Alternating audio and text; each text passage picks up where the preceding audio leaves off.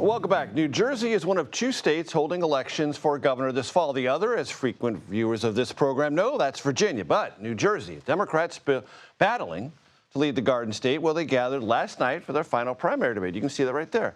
They managed, well, it was a primary conversation, so they were clashing with each other, but they did agree on one thing. Listen. Donald Trump is a criminal, and he keeps breaking laws left and right. This guy, Trump, is going to come in, as we know, as Steve just said, on everything and try to go after our dollars, try to go after reproductive freedom. He's going to do it on every front. And the job of the governor, which I'll do, is to fight him. We are facing the most corrupt president this nation has ever had. He's attacking people. He's attacking Medicaid. He's attacking the Department of Education. Here to dig into all this, Brent Johnson, politics reporter for NJ.com. An outstanding source of information about all things New Jersey. Great to have you with us. Size up this race for my audience. Where is it? I've read that Mikey Sherrill, the congresswoman from the 11th district, should be running away with this because she has a lot of establishment support, but isn't yet. Yeah, that's pretty much true. She's considered the establishment candidate, the one that many top Democrats would like to see win. But the problem is there used to be something known as the county line in New Jersey, which is where party bosses and the power structure in the party put their thumb on the scale, basically endorsed a primary candidate beforehand. And that got thrown out in the court last year during the U.S. Senate race in New Jersey. So this year there's kind of an even playing field. So but Cheryl is still considered the front runner. Public polling shows her ahead, and that she's more ahead in recent days. And I want to play some sound from Ross Baraka, who is the Newark mayor, talking about the way people are looking at this race within the Democratic conversation, how that might be holding him back. Let's listen. There are people up here on this stage that are stoking fear out in the community. They're saying that they're the only ones electable and nobody else is electable. I think if all of us support whoever is the nominee, that person is in fact electable. And I'm gonna tell you why they say I'm not electable. 1, because I'm from Newark. 2, because I'm too progressive. And 3, because I'm too black. Brent, evaluate that and Ross Baraka's candidacy.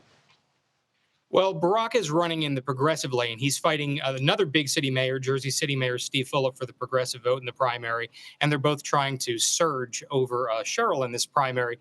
And the whispers in the Democratic Party are kind of that Barack is too left-leaning. And he's saying that some people have whispered that the state's not ready for a black governor. And so he brought that out into the open yesterday and last night and said that, we need to stand up. And as a party, we have to show our left colors, our blue colors, and that's not what this race is about. But there is a concern that while New Jersey is a blue-leaning state, that Donald Trump performed here much better last year than he did in the past, and that it's kind of a little more purpley now, and it'll be more difficult to win in November, again, if you're not a more moderate Democratic candidate. And Brent, fast forward this to the general. Jack Ciattarelli is going to win the Republican nomination by all estimates. He's endorsed by President Trump.